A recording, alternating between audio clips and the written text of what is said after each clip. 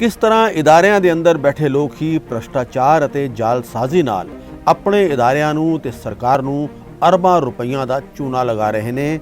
ਇਸ ਦੀ ਮਿਸਾਲ ਗਮਾਡਾ ਦਾ housing project ਮੁਆਵਜ਼ਾ ਘੋਟਾਲਾ ਹੈ। ਇਹ ਘੋਟਾਲਾ ਹੁਣ ਕਾਫੀ ਸਮੇਂ ਤੋਂ ਮੀਡੀਆ ਦੀਆਂ ਸੁਰਖੀਆਂ ਵਿੱਚ ਹੈ। ਜਿਨ੍ਹਾਂ ਅਫਸਰਾਂ ਤੇ ਜ਼ਮੀਨ ਐਕਵਾਇਰ ਕਰਨ ਦੀ ਜ਼ਿੰਮੇਵਾਰੀ ਸੀ, ਉਹਨਾਂ ਨੇ ਆਪਣੀ ਜਾਣਕਾਰੀ ਦਾ ਫਾਇਦਾ ਉਠਾਇਆ ਤੇ ਪਹਿਲਾਂ ਹੀ ਉਸ ਜ਼ਮੀਨ ਨੂੰ ਖਰੀਦ ਲਿਆ। ਇਹੀ ਨਹੀਂ, ਉਸ ਜ਼ਮੀਨ ਤੇ ਫਰਜ਼ੀ ਅਮਰੂਦਾਂ ਦੇ ਬਾਗ ਵੀ ਵਿਖਾ ਦਿੱਤੇ। ਇਸ ਤਰ੍ਹਾਂ ਇਹਨਾਂ ਨੇ ਨਾ ਸਿਰਫ ਐਕਵਾਇਰ ਹੋਣ ਮਗਰੋਂ ਜ਼ਮੀਨ ਦਾ ਮੋਟਾ ਮੁਆਵਜ਼ਾ ਹਾਸਲ ਕੀਤਾ, ਬਲਕਿ ਅਮਰੂਦਾਂ ਦਾ ਮੁਆਵਜ਼ਾ ਅਲੱਗ ਤੋਂ ਵਸੂਲ ਕਰ ਲਿਆ। ਪੰਜਾਬ ਦਾ ਵਿਜੀਲੈਂਸ ਡਿਪਾਰਟਮੈਂਟ ਇਸ ਮਾਮਲੇ ਦੀ ਤਹਿਕੀਕਾਤ ਕਰ ਰਿਹਾ ਹੈ। ਜਿਵੇਂ-ਜਿਵੇਂ ਤਹਿਕੀਕਾਤ ਅੱਗੇ ਵਧ ਰਹੀ ਹੈ, ਗਮਾਡਾ, ਰੈਵਨਿਊ ਤੇ ਹਾਰਟੀਕਲਚਰ ਡਿਪਾਰਟਮੈਂਟ ਦੇ ਕਈ ਅਫਸਰਾਂ ਦੀ ਮਿਲੀ ਭਗਤ ਦੇ ਸਬੂਤ ਸਾਹਮਣੇ ਆ ਰਹੇ ਨੇ। 145 ਕਰੋੜ ਦਾ ਦੱਸੇ ਜਾ ਰਹੇ ਇਸ ਘੁਟਾਲੇ ਵਿੱਚ ਕੁੱਲ 17 ਲੋਕਾਂ ਨੂੰ ਗ੍ਰਿਫਤਾਰ ਕੀਤਾ ਗਿਆ ਹੈ। ਇਸ ਤੋਂ ਇਲਾਵਾ 14 ਹੋਰਨਾਂ ਦੇ ਖਿਲਾਫ ਪਰਚਾ ਦਰਜ ਕੀਤਾ ਜਾ ਚੁੱਕਿਆ ਹੈ। ਮੰਨਿਆ ਜਾ ਰਿਹਾ ਹੈ ਕਿ 125 ਤੋਂ ਵੀ ਵੱਧ ਲੋਕ ਇਸ ਤਹਿਕੀਕਾਤ ਦੇ ਦਾਇਰੇ ਵਿੱਚ ਨੇ। ਵਿਜੀਲੈਂਸ ਨੇ ਗਮਾਡਾ ਦੇ ਕਈ ਆਲਾ ਅਫਸਰਾਂ ਖਿਲਾਫ ਤਫਤੀਸ਼ ਕਰਨ ਦੀ ਮਨਜ਼ੂਰੀ ਵੀ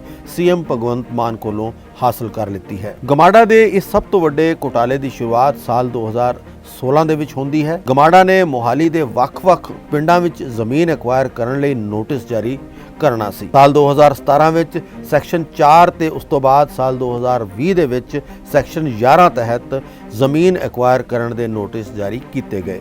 ਗਮਾਡਾ ਨੇ ਇੱਕ ਕਿੱਲੇ ਲਈ 2 ਕਰੋੜ 20 ਲੱਖ ਰੁਪਏ ਜਾਂ 1200 ਗਜ਼ ਦਾ ਰਿਹਾਇਸ਼ੀ ਪਲਾਟ ਬਤੌਰ ਮੁਆਵਜ਼ਾ ਦੇਣ ਦਾ ਐਲਾਨ ਕੀਤਾ ਸੀ। ਜ਼ਮੀਨ ਐਕਵਾਇਰ ਕਰਨ ਦੀ ਪ੍ਰਕਿਰਿਆ ਨਾਲ ਜੁੜੇ ਅਧਿਕਾਰੀਆਂ ਦੀ ਇਹ ਜ਼ਿੰਮੇਵਾਰੀ ਹੁੰਦੀ ਹੈ ਕਿ ਉਹ ਇਸ ਬਾਰੇ ਕੋਈ ਵੀ ਸੂਚਨਾ ਨਾ ਤੇ ਲੀਕ ਹੋਣ ਦੇਣ ਤੇ ਨਾ ਹੀ ਆਪ ਇਸ ਦਾ ਲਾਹਾ ਲੈਣ। ਪਰ ਇਸ ਮਾਮਲੇ ਵਿੱਚ ਤਾਂ ਸੰਬੰਧਿਤ ਅਧਿਕਾਰੀਆਂ ਨੇ ਇਸ ਨਿਯਮ ਦੀ ਧੱਜੀਆਂ ਉਡਾ ਕੇ ਰੱਖ ਦਿੱਤੀਆਂ। ਕਿਸੇ ਅਫਸਰ ਨੇ ਆਪਣੀ ਪਤਨੀ ਦੇ ਨਾਂ ਤੇ ਕਿਸੇ ਨੇ ਰਿਸ਼ਤੇਦਾਰ ਦੇ ਨਾਂ ਤੇ ਜ਼ਮੀਨ ਖਰੀਦ ਲਈ। ਜ਼ਿਆਦਾਤਰ ਜ਼ਮੀਨ ਸੈਕਸ਼ਨ 11 ਲੱਗਣ ਤੋਂ ਬਾਅਦ ਖਰੀਦੀ ਗਈ, ਜਦਕਿ ਇਸ ਤੋਂ ਬਾਅਦ ਪੂਰੀ ਤਰ੍ਹਾਂ ਜ਼ਮੀਨ ਖਰੀਦਣ ਤੇ ਰੋਕ ਹੁੰਦੀ ਹੈ। ਅਜਿਹਾ ਪਟਵਾਰੀਆਂ ਦੀ ਮਿਲੀ ਭਗਤ ਦੇ ਨਾਲ ਹੋਇਆ।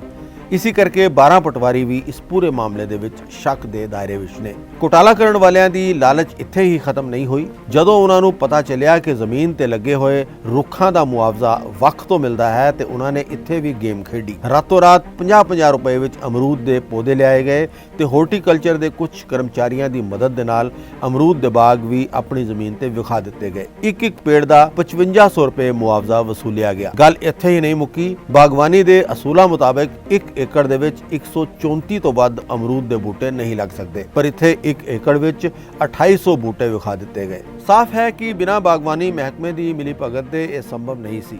ਵਿਜੀਲੈਂਸ ਨੇ ਬਾਗਵਾਨੀ ਮਹਿਕਮੇ ਦੇ ਵੀ ਕਈ ਅਫਸਰਾਂ ਅਤੇ ਕਰਮਚਾਰੀਆਂ ਖਿਲਾਫ ਮਾਮਲਾ ਦਰਜ ਕੀਤਾ ਹੈ। ਵਿਜੀਲੈਂਸ ਦੀ ਤਫਤੀਸ਼ ਜ਼ੋਰਾਂ ਸ਼ੋਰਾਂ ਨਾਲ ਜਾਰੀ ਹੈ। ਕਈ ਗ੍ਰਿਫਤਾਰੀਆਂ ਹੋ ਚੁੱਕੀਆਂ ਨੇ ਤੇ ਬਾਕੀ ਹੋਰਨਾਂ ਦੀ ਗ੍ਰਿਫਤਾਰੀ ਛੇਤੀ ਹੋ ਸਕਦੀ ਹੈ। ਪਰ ਵੇਖਣਾ ਹੁਣ ਇਹ ਹੋਵੇਗਾ ਕਿ ਅਦਾਲਤ ਤੋਂ ਇਹਨਾਂ ਦੋਸ਼ੀਆਂ ਨੂੰ ਸਜ਼ਾ ਮਿਲਦੀ ਹੈ ਜਾਂ ਨਹੀਂ, ਤੇ ਨਾਲ ਹੀ ਜਿਹੜਾ ਨੁਕਸਾਨ ਇਹਨਾਂ ਨੇ ਸਰਕਾਰੀ ਖਜ਼ਾਨੇ ਨੂੰ ਪਹੁੰਚਾਇਆ ਹੈ ਉਸ ਦੀ ਭਰਪਾਈ ਇਹਨਾਂ ਤੋਂ ਕੀਤੀ ਜਾਂਦੀ ਹੈ ਜਾਂ ਨਹੀਂ।